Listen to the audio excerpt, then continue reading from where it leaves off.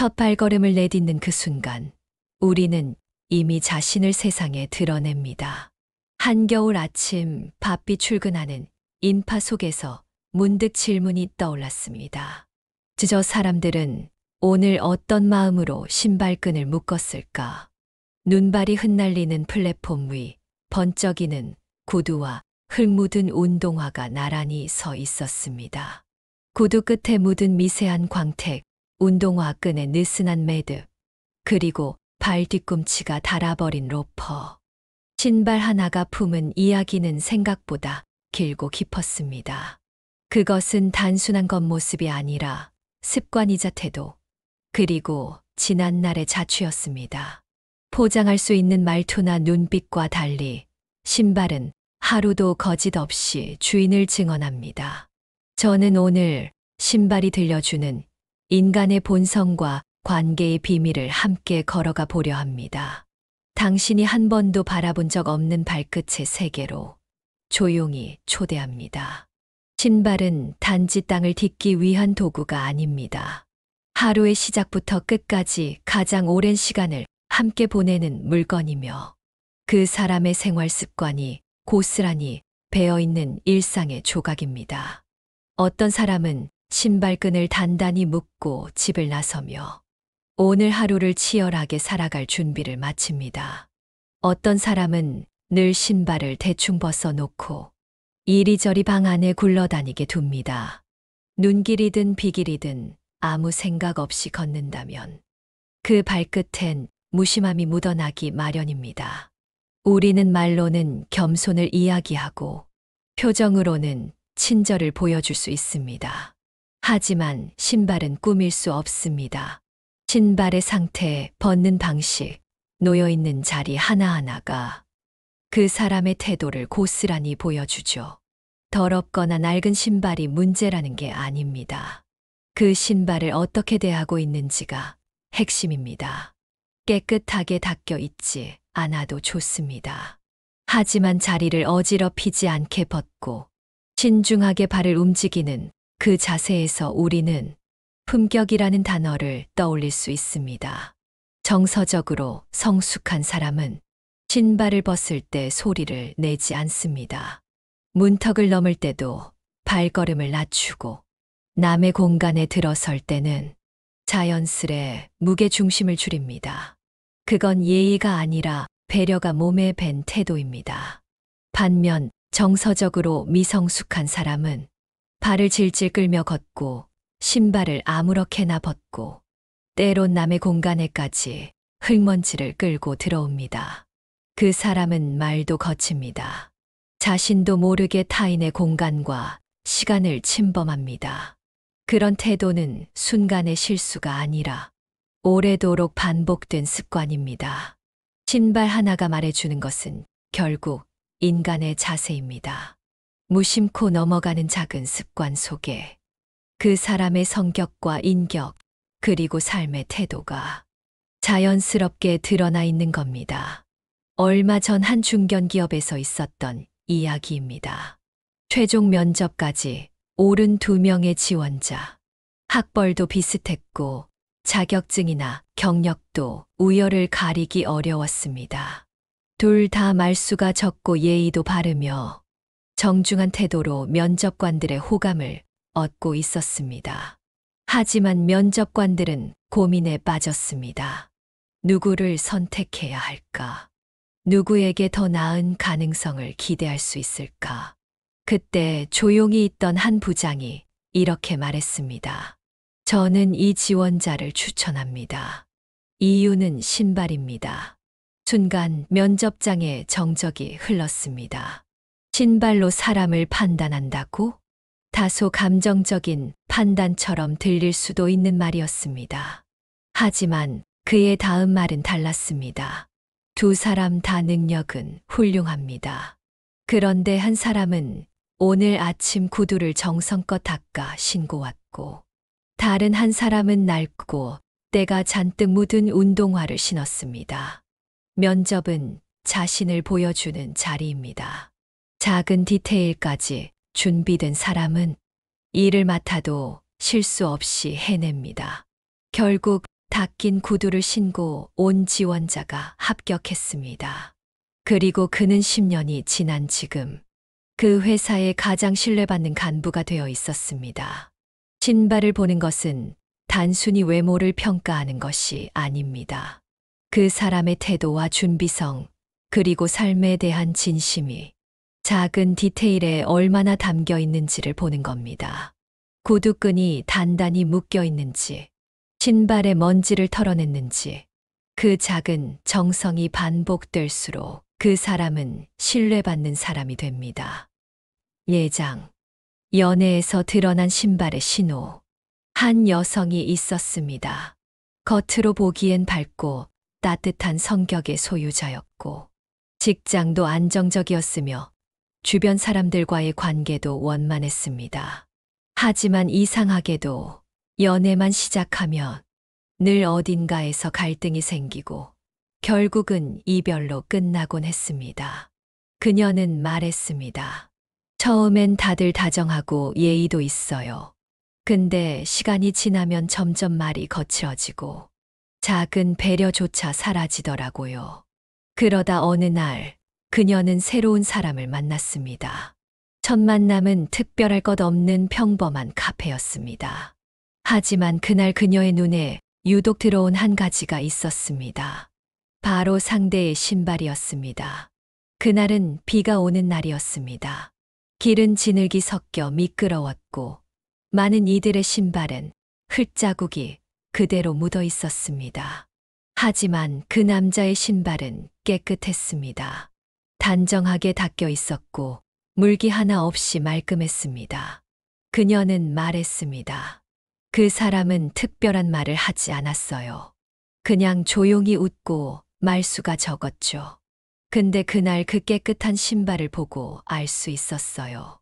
이 사람은 삶을 정성스럽게 사는 사람이구나 하고요. 이후에도 그는 매번 신발을 조심스레 벗고 정해진 자리에 가지런히 놓았습니다. 그 작은 행동들이 반복되며 그녀는 어느새 말투도 부드러워지고 자신도 그 앞에선 조심스럽고 단정한 사람이 되어 있음을 느꼈습니다. 사람은 무의식적으로 상대의 생활 습관에 영향을 받습니다. 조심성 없는 사람 앞에선 우리도 말을 쉽게 흘리게 되고 섬세하고 단정한 사람 앞에선 자연스레 예의를 갖추게 됩니다. 신발 하나가 그 사람의 진심을 말해줄 수 있습니다. 그리고 그 신발이 전하는 태도는 관계의 깊이와 방향까지도 바꿔놓을 수 있습니다. 샵샵 5장. 발끝에서 드러나는 버릇과 심리. 사람은 말하지 않아도 많은 것을 드러냅니다. 특히 발끝의 움직임과 걸음걸이는 그 사람의 무의식적인 태도와 성격을 고스란히 보여줍니다. 예를 들어보죠. 어떤 사람은 발을 질질 끌며 걷습니다. 한 걸음, 한 걸음이 무겁고 느슨합니다. 그런 사람은 종종 책임을 미루거나 일을 대충 넘기는 태도를 보이기도 합니다. 반면 뒤꿈치를 가볍게 들어 정중하게 걷는 사람은 타인의 공간을 의식하고 상황에 맞는 조절 능력을 가진 경우가 많습니다. 또 어떤 이는 문턱을 넘을 때 쿵 하고 소리를 냅니다. 그것이 습관이 되면 대화 속에서도 목소리의 강약을 조절하지 못하고 타인의 감정선도 배려하지 않게 됩니다. 걸음걸이는 단지 움직임이 아니라 그 사람의 심리적 균형 감각을 나타냅니다. 한 심리학 연구에 따르면 불안감이 많은 사람은 보폭이 좁고 발의 리듬이 일정하지 않다고 합니다. 반대로 안정된 사람은 발 뒤꿈치를 일정하게 내딛고 균형 잡힌 자세로 걸음을 옮긴다고 하죠. 재미있는 점은 우리는 종종 상대의 말보다 걸음걸이에 더 먼저 반응한다는 사실입니다. 처음 보는 사람의 발소리가 시끄럽거나 무거운 발자국을 남기면 우리는 본능적으로 불편함을 느낍니다. 그건 단순한 청각 자극이 아닙니다. 그 사람의 심리적 무게가 고스란히 느껴지기 때문입니다. 신발은 단지 무엇을 신었는가 보다 어떻게 신고 어떻게 움직이는가가 중요합니다. 그 속에 들어있는 습관과 버릇은 곧 그 사람의 성향과 인격의 축소판이 됩니다. 신발을 던져놓듯 뻗는 사람, 발끝을 이리저리 흔드는 사람, 자신의 자리를 흙투성이로 만드는 사람, 그들에게는 공통점이 있습니다. 그건 바로 무심함입니다. 자기 자신뿐 아니라 타인의 공간과 감정에까지 주의를 기울이지 않는 태도죠. 그리고 그런 무심함은 대화 속에서도, 약속에서도, 관계 속에서도 고스란히 드러납니다. 샵 6장. 심리학이 말하는 발의 언어. 우리는 흔히 말과 표정, 눈빛을 통해 상대의 감정을 파악한다고 생각합니다. 하지만 심리학에서는 그보다 더 은밀하고 정확한 단서를 발의 움직임에서 찾습니다. 미국 펜실베이니아 대학교의 심리학자들은 사람의 걸음걸이만으로도 성향과 정서 상태를 예측할 수 있다는 흥미로운 연구 결과를 발표한 바 있습니다. 이들은 수백 명의 참가자를 대상으로 걸음의 속도, 리듬, 보폭, 발의 각도, 발 뒤꿈치 움직임 등을 분석했죠. 그 결과 불안이 높은 사람은 보폭이 좁고 걷는 속도에 일관성이 없으며 종종 발끝이 안쪽으로 모이는 경향을 보였습니다. 이들은 새로운 환경이나 타인과의 접촉에 있어 늘 긴장 상태를 유지하고 있었고 그 불편한 감정이 자연스럽게 몸의 움직임에 드러난 것이었습니다. 반면 자기 확신이 높은 사람은 보폭이 일정하고 발 뒤꿈치에서 발끝까지 균형 있게 디디며 신체 중심이 흐트러지지 않는 걸음을 보였습니다. 이들은 낯선 상황에서도 스스로를 통제할 수 있고 타인과의 관계에서도 흔들림 없이 중심을 유지하는 편이었습니다.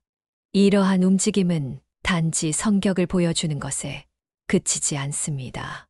어떤 신발을 선택하고 어떻게 신고 얼마나 자주 점검하는지까지도 연결되어 있죠. 흔히 신발끈이 느슨하게 묶인 사람은 결정적인 순간에도 집중력이 떨어지는 경우가 많습니다. 그 끈 하나를 단단히 묶는 습관이 없는 사람은 작은 일에 허점을 드러내기 쉽고 책임감이 필요한 자리에선 흔들리는 경향을 보입니다. 반면 매일 신발을 닦고 정갈히 정리하는 사람은 일상 속에서도 질서를 중시하고 작은 습관에서 성실함을 잃지 않는 편입니다. 그들은 다른 사람을 대할 때도 마음의 끈을 느슨하게 하지 않습니다. 결국 신발과 발걸음은 그 사람의 무의식을 반영하는 심리적 거울인 셈입니다. 말로는 속일 수 있어도 몸의 움직임은 결코 거짓을 말하지 않습니다. 샵 7장. 동양 철학과 발의 의미. 오래전부터 동양 철학에서는 발을 단순한 신체의 일부로 보지 않았습니다.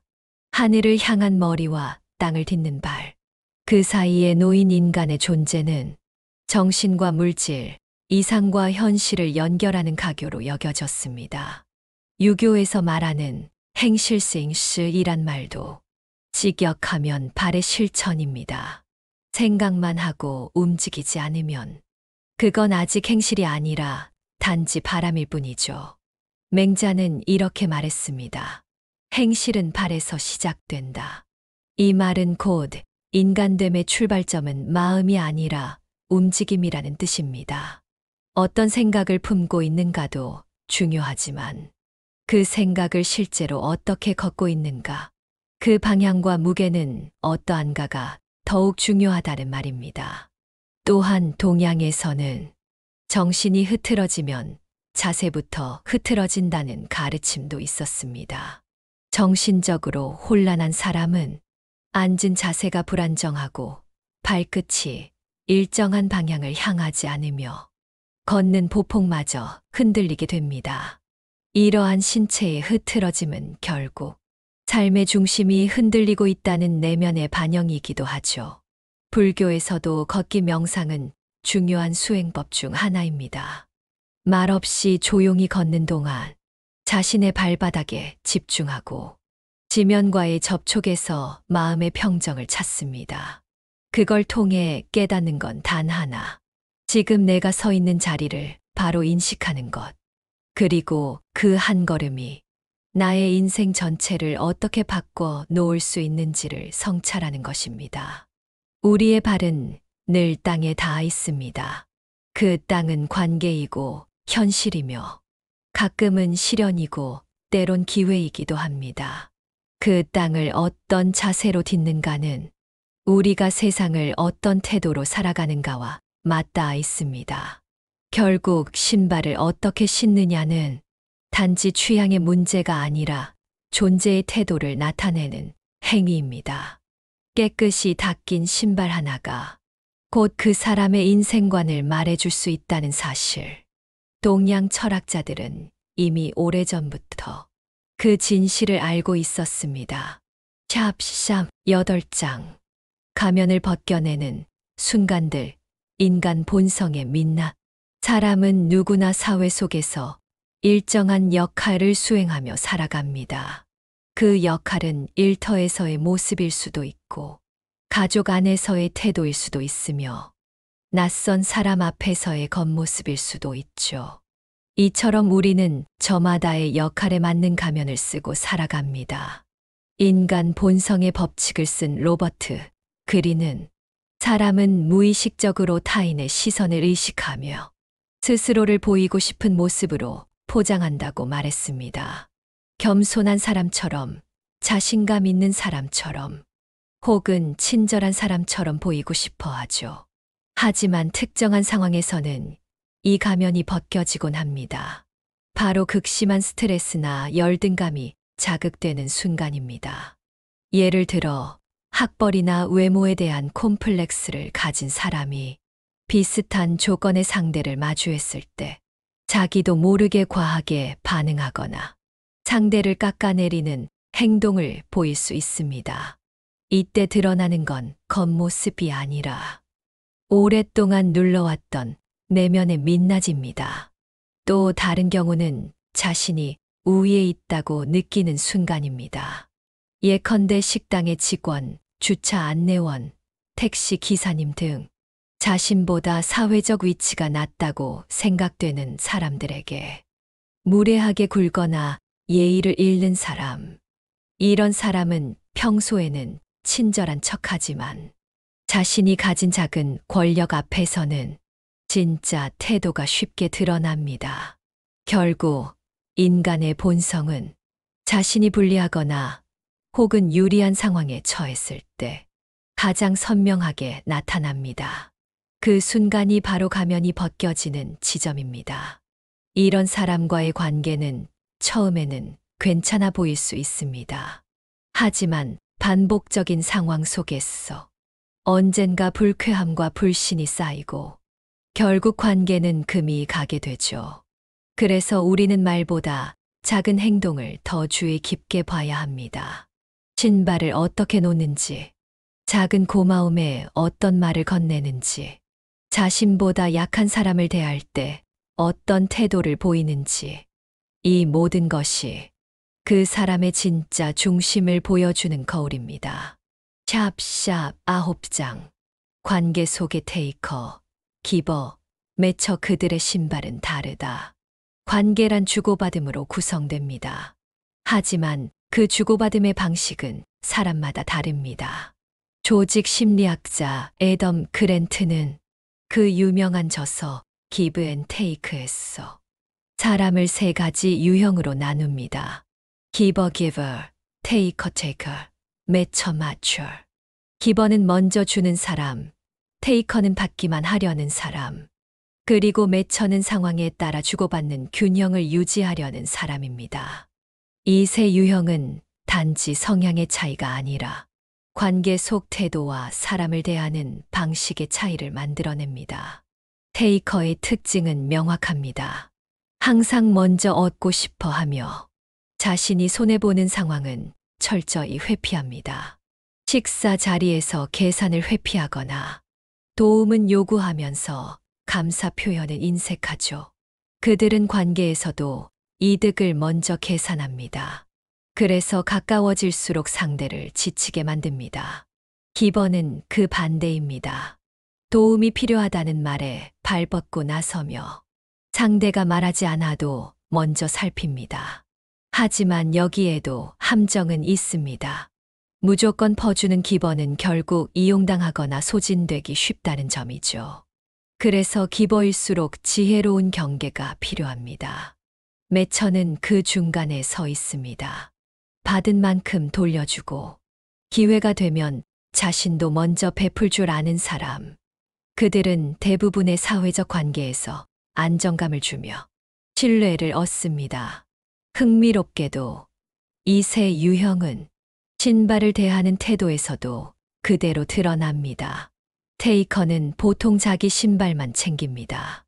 공간을 어지럽히거나 다른 이의 자리를 고려하지 않습니다.